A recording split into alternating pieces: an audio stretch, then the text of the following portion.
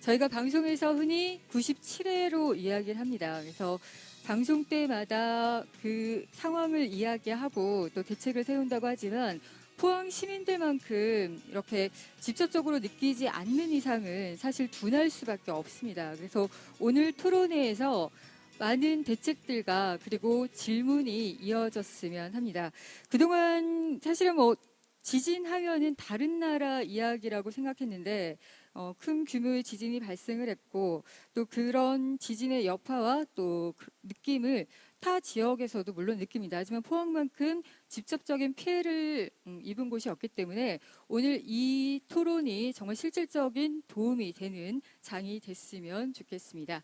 자, 그러면은 이번 포럼은 두 개의 주제 발표에 이어서 종합 토론으로 여러 전문가들과 함께 방안을 논의하도록 하겠습니다. 먼저 지진, 왜 한반도 동남권인가 라는 주제로 첫 번째 세션을 시작하도록 하겠습니다. 지질학 박사 경북대학교 지질학과 유인창 교수님을 모시도록 하겠습니다. 박수로 맞아주시기 바랍니다.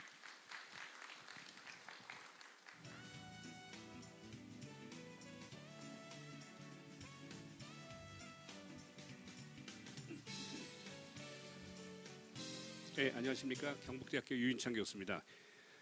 먼저 지진으로 아직도 고통을 받고 계시는 포항 시민들께 위로의 말씀을 먼저 드리도록 하겠습니다. 제가 준비한 자료를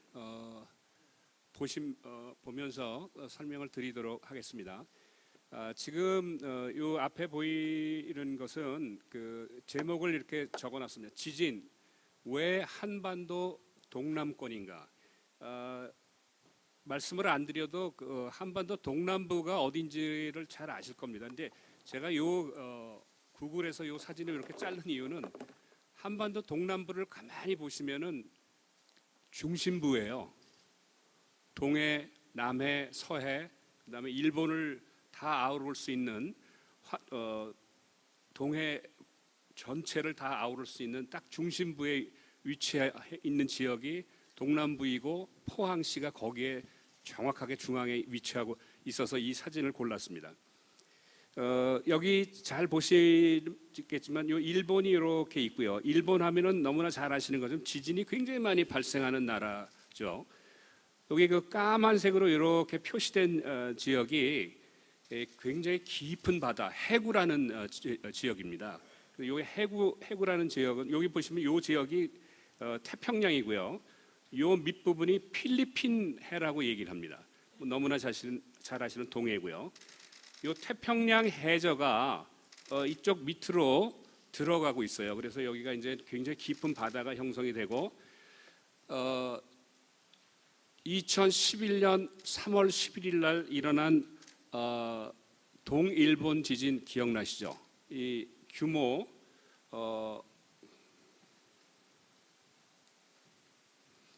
9.0짜리입니다. 굉장히 많은 피해가 났고 사상자가 4만 5천 명. 그다음에 여기에서 좀 알아두셔야 될 게 너무나 잘 아시는 것처럼 일본의 자존심이라고 하는 후쿠시마 원전이 여지없이 무너졌습니다.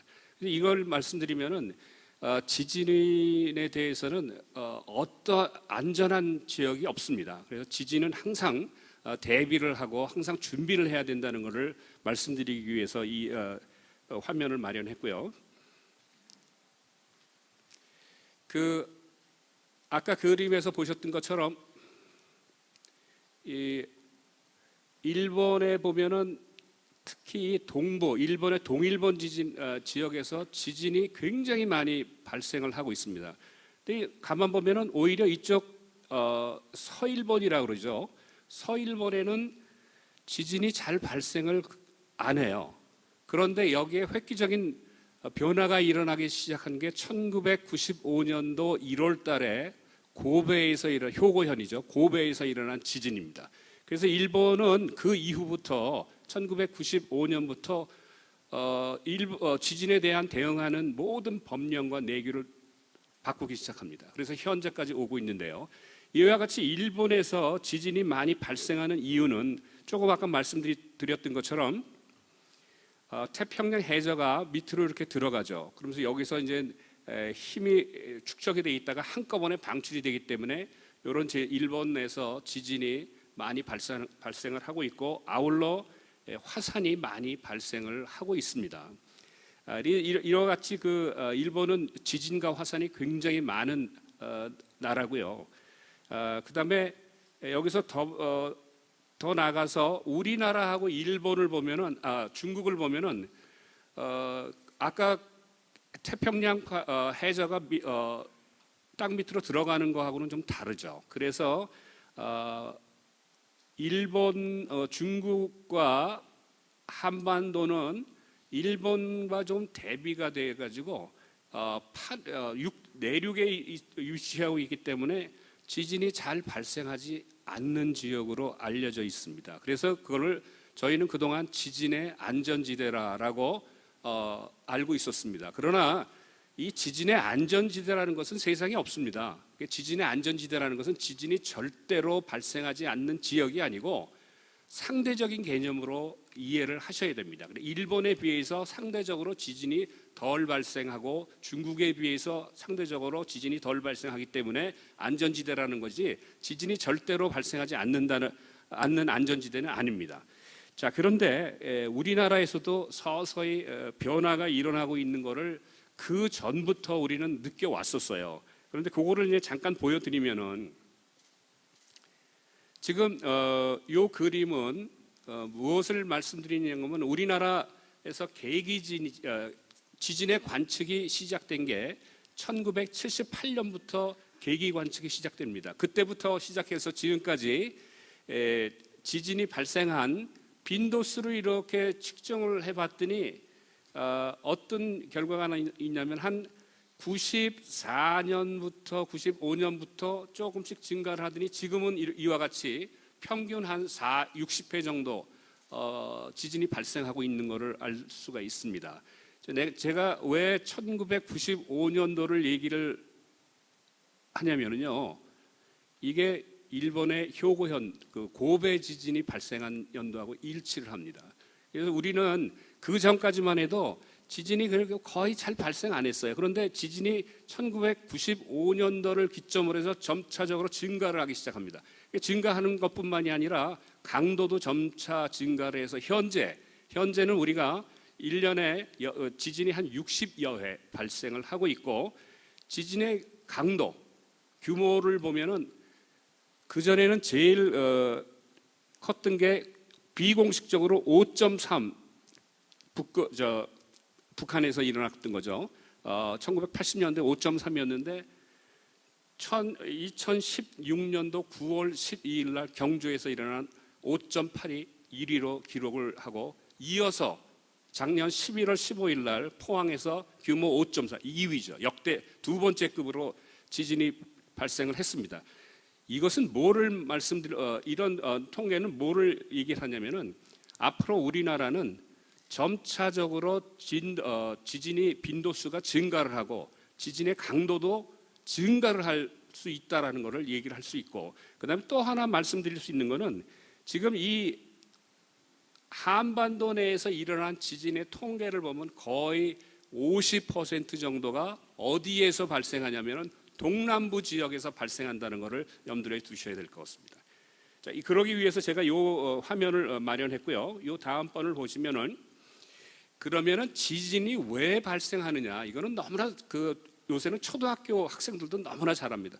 지진은 단층이 있어서 그 단층을 통해서 그동안 쌓였던 응력이 방출되면서 발생하는 게 지진이다라는 것은 누구나 잘 알고 있습니다. 이 단층이라는 것은 뭐를 말씀드리냐면은, 우리가 살고 있는 땅의 겉껍질을 지각이라고 그러는데, 지각을 이렇게 가르는 하나의 불연성면입니다. 그래서 이거는 이와 같이 몇 센티미터 스케일로도 발생할 수 있고, 이와 같이 맨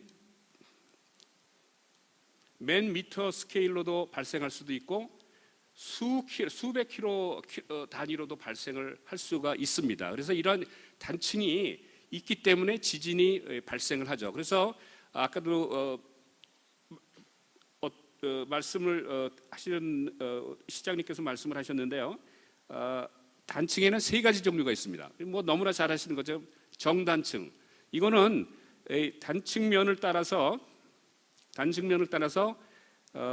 이렇게 한쪽 이걸 저희는 상반이라는데 한쪽 면이 이렇게 미끄러져 내려오는 겁니다. 미끄러져 내려올 때 대체적으로 이거는 양쪽에서 당기는 힘에 의해서 이러한 정단층이 발생을 하고, 이 정단층이 발생을 하면은 단층이 잘 발생을 안 합니다. 그리고 규모도 작습니다. 이런 정단층은 그렇습니다. 그런데 문제는 시장님 말씀하신 것처럼 이거의 반대의 경우에 역단층입니다.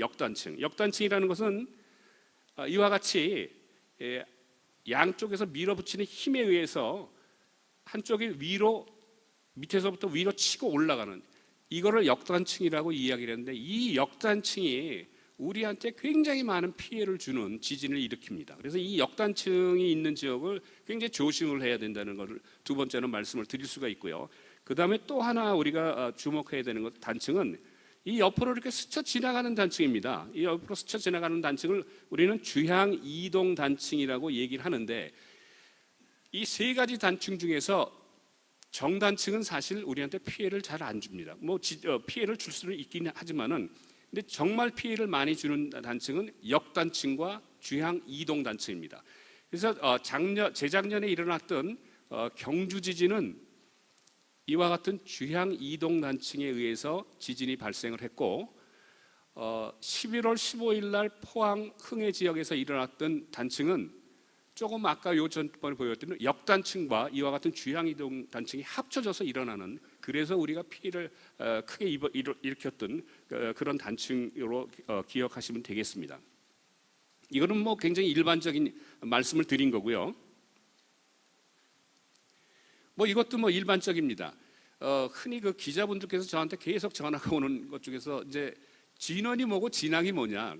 진원이라는 것은 지하 깊은 곳에서 정말로 지진이 발생한 그런 지점을 진원이라고 얘기를 하고요. 그 진원을 수직으로 그대로 끌어올려갖고 지표까지 올리는 지점을, 그거를 진앙이라고 얘기를 합니다. 그래서 진원과 진앙은 뚜렷한 차이가 있고, 진원에서 지진이 발생하고 지진의 피해는 어디에서 많이 발생하냐면은 진앙 주변에서 지진이 피해가 많이 일어난다는 것을 너무나 이건 잘 알고 계시는 이야기입니다. 그 다음에 또 하나 저희 이렇게 가끔씩 이제 혼돈을 하시는 부분이, 지진파가 오면은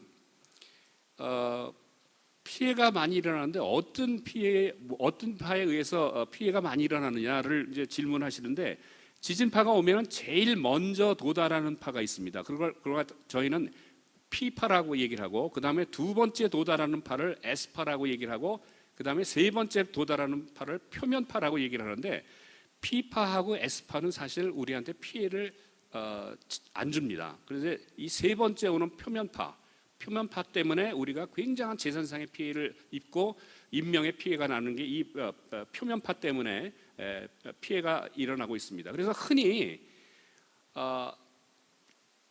우리한테 피해를 많이 주는 이 표면파를 피하기 위해서는 P파를 먼저 잡아서 얼마나 뒤에 이 표면파가 오느냐, 그걸 계산하면 피할 수가, 지진으로부터 피해를 줄일 수가 있지 않느냐. 사실 그렇습니다. 그래서 지금은 요 P파를 잡아가지고 빨리 조기 경보를 하는 시스템이 많이 발달되어 있기 때문에 자꾸 시간이 줄어들고, 조기 경보 시간이 줄어들고 있는 그런 상황입니다. 이걸 말씀을 드리고요.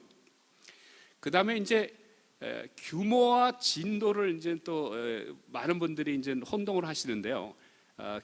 규모라는 것은 진원에서 어느 정도의 지진이 발생했느냐를 얘기를 할 때 규모를 얘기를 하고, 그 다음에 사람이 느끼는 지진동의 크기를 갖다가 진도라고 얘기를 합니다. 그래서 진원에서 5.0 규모 5.0의 지진이 발생하면은 바로 위에 지진양에서는 한 7 정도, 진도 7의 지진을 느끼지만, 거기서부터 멀리 떨어지는 곳에서는 점차적으로 지진동을 갖다가 점차적으로 덜 느낄 수 있는 그런 거를 진도라고 얘기를 하거든요. 그래서 규모하고 진도는 조금 혼동하지 말고 쓰셔야 된다는 말씀을 드릴 수가 있겠습니다. 이거는 이런 좀 일반적인 얘기를 드렸고요. 그래서 예를 들어서 이렇습니다. 2016년 9월 15일 경주 남남서 남남서 9km 지점 진앙이죠. 수직 하부 10km 진원에서 규모 5.8의 지진이 발생했다. 그럼 이게 규모고요. 근데 울산과 부산 지역에서는 진도 5, 대구에서는 진도 4의 지진동이 감지가 되었다. 이게 정확한 표현이라고 말씀드릴 수가 있습니다. 이것이 규모와 진도의 차이라는 것을 말씀드릴 수가 있겠고요. 자, 지금부터 이제 본격적인 말씀을 드리고자 합니다. 지금 이 그림을 보시면은 이게 2016년 9월 12일 경주 지진이 발생했을 때 그때 우리 영남권을 흔들었던 지진동의 기록입니다. 그래서 여기 보시면은 경주 지진이 발생한 지점이 여기입니다. 그래서 붉은색으로 표시될수록 진도를 더 많이 느낀 거죠. 근데 여기서 가만히 보시면은 오히려 그 경주 지역의 위쪽보다 이 대구 지역이 상당히 많이 흔들렸어요. 그 다음에 또 이쪽 창원 지역도 상당히 많이 흔들렸습니다. 이와 같이 멀리 떨어져 있음에도 불구하고 지진을 느끼는 게 차이가 많이 나는데 이것은 이런 지역을 이루고 있는 지하 안반의 차이에 의해서 이렇게 진도의 차이가 나고 있습니다. 이런 거를 좀 먼저 말씀을 드리고요. 그 다음에 이제 이 그림은 아까 보셨던 것처럼 우리나라를 중심으로 해서 우리나라가 여기 이렇게 있으면은 지금 이 태평양 해저가 이쪽으로 들어가고 있습니다. 그 다음에 여기 필리핀 해저도 이쪽으로 들어가고 있고요. 그 다음에 저쪽에 가면 인도 대륙이 이쪽으로 밀어붙이고 있거든요. 요거를 이제 종합적으로 표시를 하면은 이렇습니다. 제가 아까 말씀드린 거를 다시 말씀드리면은 태평양판이 이쪽으로 움직이고 있어요.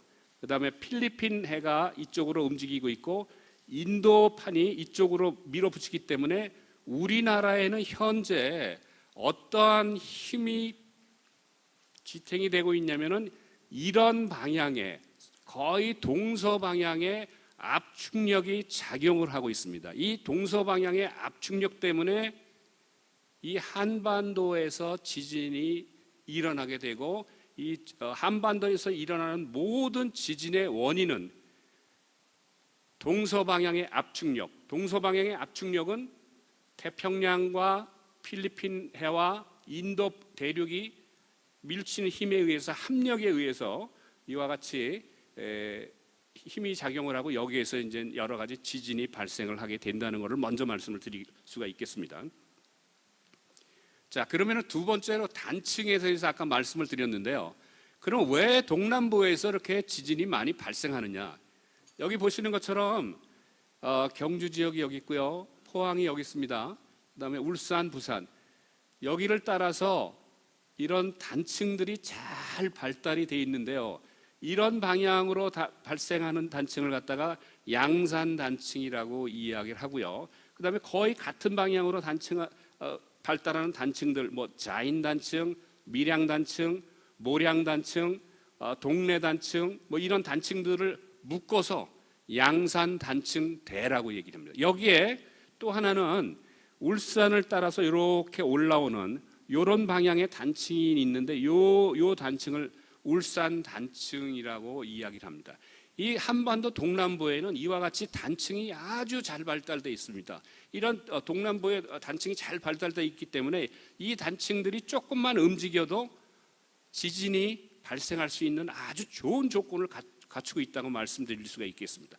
자, 그런데 아까 말씀드린 것처럼 우리나라의 현재 우리나라에는 어떤 방향의 압축력이 작용하고 있냐면은 너무나 잘 아시는 것처럼 이런 방향의 거의 동서 방향의 압축력이 작용을 하고 있습니다.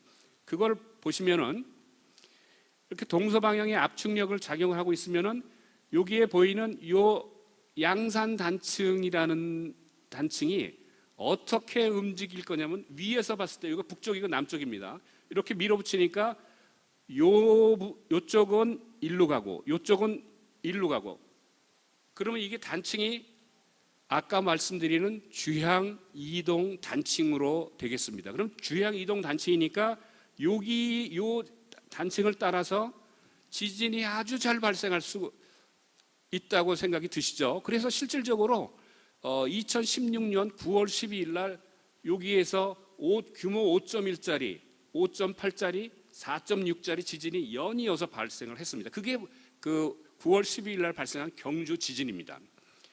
자, 이거는 지금까지 지진학자들이 알고 있었던 사실입니다. 자, 그런데 9월 12일 날 경주 지진이 발생을 하고서 거의 1년 동안 600여 차례의 여진이 발생을 했습니다. 그 여진을 갖다가 면밀히 조사를 해보니까 조금 다른 이야기가 나와요. 그래서 이제 그거를 제가 이제 소개시켜 드리도록 하겠습니다. 지금 양산 단층이 말씀드리는 것처럼 이렇게 지나가고 있는데 600여 차례 여진 분포를 보면은 이런 방향입니다. 이런 방향. 자, 그런데 이것은 아까 양산 단층하고 방향이 다릅니다. 그래서 이제 학자들이 어떤 식으로 이 얘기를 하냐면, 이거는 새로운 단층이 아니냐.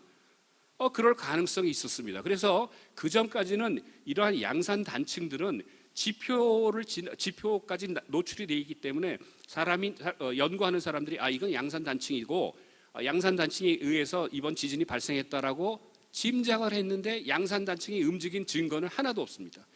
그래서 600여 차례의 여진을 조사를 해보니까 새로운 방향의 단층인데 지표에 나타나지 않은 단층에서 지하 심부에 있는 단층에서 지진이 발생했을 거로 추측을 합니다. 그럼 우리가 어떻게 해야 되냐? 그 지하에 봐야 되는데 지금까지는 그거에 대해서는 아이디어가 전혀 없고 연구를 잘 안 했었습니다. 그런데 그 9월 12일 날 이후에 저희 팀이 이제 연구를 좀 했습니다. 이거는 항공기를 띄워가지고 항공 자력 탐사를 이렇게 해보니까 여기 보시는 것처럼 이게 양산 단층입니다. 양산 단층. 양산 단층이고 여기 붉은색으로 이렇게 표시되어 있는 이런 부분들이 있죠. 이런 부분들이 있는데 이게 그 화강암이라는 아주 거대한 암체예요. 그리고 이게 조금 그 전문 용어가 나와서 좀 죄송스럽습니다만은 화강암이라는 것은 경주에 가면 남산이라는 아주 그 유명한 산이 있습니다. 그 남산이 전부 화강암으로 되어 있습니다. 그다음에 최근에 우리 그 여자 컬링 선수가 던지는 스톤이라는 거 있죠. 그것이 바로 화강암으로 만든 스톤입니다. 이런 그 화강암이 이 경주 지역에 이렇게 하나, 둘, 셋, 밑에도 있고. 자, 그런데 지진이 일어난 부분들 보니까 이 두 번째 화강암 쪽에서 갈라지는 것을 볼 수가 있었고요. 그래서 저희가 이거를 지하에다가 여러 가지 방법을 동원해서 이렇게 저희는 이거 이그마스 플러스라는 모델링 프로그램인데 이거를 잠깐 소개시켜드리고 그 다음에 이 3차원 구조를 보여드리면은 지하에서 한 15km, 20km까지 이 화강암이 거대한 기둥 같은 화강암이 밑으로 쭉 뻗어 있습니다. 근데 그것이 하나가 있는 게 아니고 위에 하나, 여기 이렇게 하나 있고 여기 또 하나 있고 요 밑에 또 하나 있고 독립적인 화강암이 있고 요 가운데 있는 두 번째 화강암에서 지하 15km에서 12km에서 지진이 발생을 했던 걸로 파악이 됩니다. 자, 그래서 그러면 이게 왜 이렇게 여기서 발생을 하느냐? 이 화강암이 아까 말씀드린 동서방향의 압축력을 받으면 어떻게 되냐면은 하나의 길쭉한 기둥 모양인데 이놈이 도르려고 해요. 지하에서 뱅글뱅글 도르려고 하다가 보니까 도를 수는 없고 그래서 이쪽에서 계속 지진이 1년 동안 600여 차례의 지진이 발생을 했던 거로 저희가 모델링을 했습니다. 실질적으로 저희가 모델링을 한 거는 지하 15km를 들어가지 않아도 여러 가지 자료를 중심으로 해서 이런 새로운 결과를 밝혀냈고요. 자, 그러다 보니까 이게 저희가 앞으로 이제 어떤 생각을 했냐면은, 야, 이게 아까 말씀드린 양산 단층이 위험한 줄 알았더니 양산 단층이 위험한 게 아니고 양산 단층대를 따라서 지하 깊은 곳까지 뻗어 있는 화강암체, 기둥 모양의 화강암체가 굉장히 위험하구나. 거기서 지진이 발생할 수 있구나. 그러한 결론에 도달을 했습니다. 물론 앞으로 더 조사를 많이 해야 되겠죠. 그래서 지금 현재 이런 것들을 계속 조사를 하고 있습니다. 저희가. 자, 여기까지 이제 경주 지진에 대해서 말씀을 드렸고요. 이제는 본격적으로 포항 지진으로 좀 자료를 옮겨보도록 하겠습니다. 자, 이외에도 이런 경상 영남권역에는 이와 같은 양산 단층 말고도 안동 단층, 제산 단층, 가음 단층, 그 다음에 또 여기 뭐 여러 가지 제3기 단층들이 많습니다. 이게 굉장히 많아요, 단층들이. 그래서 이런 단층들이 지진이 발생할 수 있는 요건이 딱 됩니다. 그래서 지진이 자주 발생하는데 실질적으로 이런 단층대를 따라서 지진이 최근에 지진은 발생하지 않고 조금 아까 말씀드린 경주 지진에서는 독립된 화강암체에서 지진이 발생했다는 것을 저희 연구팀이 최초로 밝혔고요. 이거를 앞으로 더 연구를 확장을 해야 될 필요가 있습니다. 그 다음에 이제 경주 지진이 발생하기 전에 2016년 7월 5일 날 울산 동쪽 58km 지점 해상에서 지진이 발생을 했어요. 지진이 발생을 했는데 그 지진을 발생한 지점이 요 지점이거든요. 요 지점에다가 여기 이렇게 금이 이렇게 가 있는데 요 금은 뭐냐면은 한국석유공사가 보유하고 있는 탄성파 탐사 단면도 라인입니다. 그거는 지하를 한 10km까지를 볼 수 있는 그런 단면입니다. 요 단면을 하나 잠깐 보여드리면은 요런 단면입니다. 지금 이거 좀 전문적이라서 해석이 좀 안 되시겠지만은 제가 요 라인을 따라서 그려볼게요. 지금 요게 이런 불연성면이 있죠? 요게 바로 단층입니다. 그러면 여기 일반적으로 상식적으로 얘기를 하면 요 단층은 정단층일까요? 역단층일까요? 주향이동 단층일까요? 치고 올라왔으니까 이건 당연히 역단층이죠. 그래서 바로 5.0 규모 5.0짜리의 지진이 울산 앞바다에서 발생을 했습니다. 자, 그러면 우리는 이 지진이 우리한테 큰 피해를 주는 것은 일반적으로 이와 같은 역단층, 그 다음에 경주 지진 같은 주향이동 단층 이런 것들이 이 동남부 지역에 굉장히 많이 발생할 수 있는 가능성이 있다는 말씀을 이제 정리를 해서 드립니다. 자, 그 다음에 이제 우리가 포항 지역으로 이제 들어가 보겠습니다. 이 포항 지역에 가면은요, 이게 지금 이 표시를 해놓은 지역이 요 노란 점은 아닙니다. 요 파란색하고 요런 점들이요. 요거는 포항 지진이 발생한 포항 지진과 여진이 발생한 지점입니다. 굉장히 많이 발생했죠, 여기. 그래서 저희가 또 지하 구조를 지표도 조사를 했지만 지하 구조를 알아봤습니다. 지하 구조를 봤는데 그동안 전혀 나타나지 않았던 단층들이 여기서 보시는 것처럼 A, B, C, E, W 이 단층들이 나타나기 시작합니다. 그래서 이 단층들에 따라서 특히 이 C번 단층을 따라서 5.4짜리 지진이 발생을 했습니다. 규모 5.4짜리 지진이.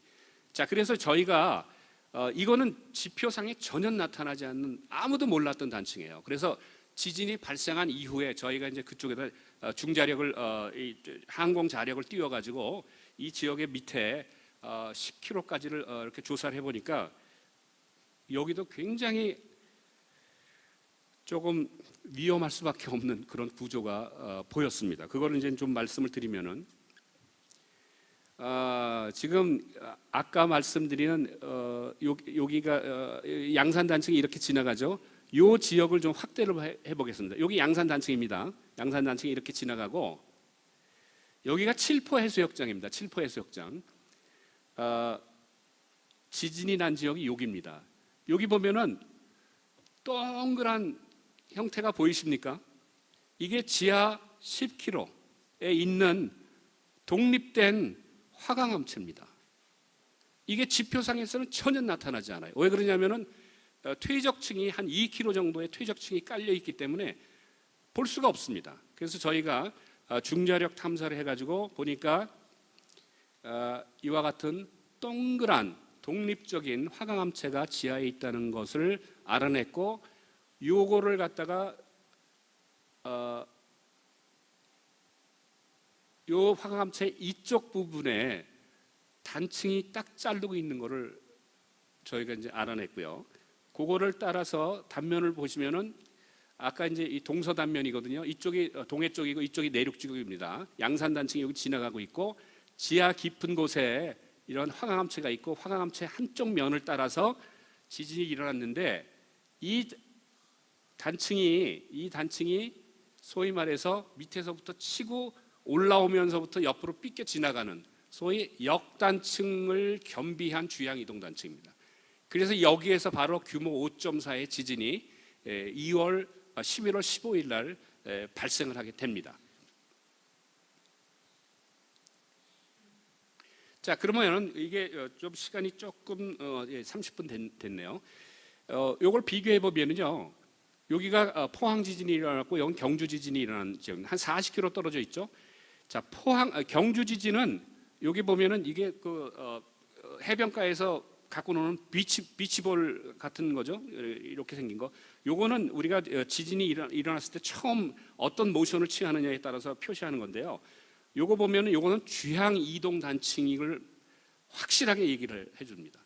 자, 그런데 포항 지진을 보면은 포항 지진도 비치밸리 벌이 보이죠. 요 주향 이동 단층이에요. 그런데 요런 놈들은 역단층성이 굉장히 강합니다. 그래서 포항 지진과 경주 지진은 지진 발생학적으로 약간 차이가 있습니다. 그 다음에 또 하나 차이는 포항 지진은 9km에서 7km 진원의 깊이가, 그런데 경주 지진은 12km에서 15km 좀 더 깊죠. 깊으니까 지표상의 영향을 많이 줄 수 있는 것은 포항 지진이 더 컸습니다. 규모 면에서는 5.8, 경주 지진이 5.8이고 포항 지진은 5.4임에도 불구하고 실질적으로 피해는 경주는 90억 원 정도 피해가 났고 포항은 560억 원의 피해가 났습니다. 이게 그런 차이가 있다는 거를. 그 다음에 인구 밀도도 포항은 50만 시민이 살고 계시지만 경주는 20만이죠. 포항 지진을 한마디로 축약을 하면은 직하성 지진일 가능성이 높습니다. 그 많은 인구 밀도가 사시는 분들의 바로 밑에서 5.4짜리 규모 5.4가 터지니까 여러 가지 피해가 있었다는 것을 축약해서 말씀드리고요. 그 다음에 요 그림은 진앙지에서의 변형도를 얘기를 한 건데요. 여기 흥해초등학교고 요게 한동대입니다. 여기 지표상의 변이가 약 한 5cm 정도 위로 들려 올라갔어요.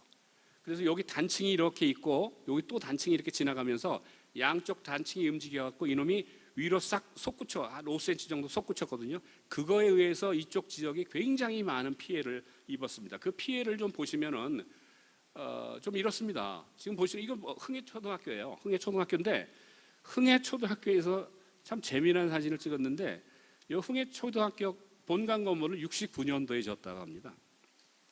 그 다음에 그 옆에 있는 건물은 92년도에 졌고 이쪽에 보이는 건 2012년도에 진 건물인데 69년도에 건물 진 거는 이렇게, 이거는 뭐 내진 설계가 전혀 안 돼 있었던 거예요.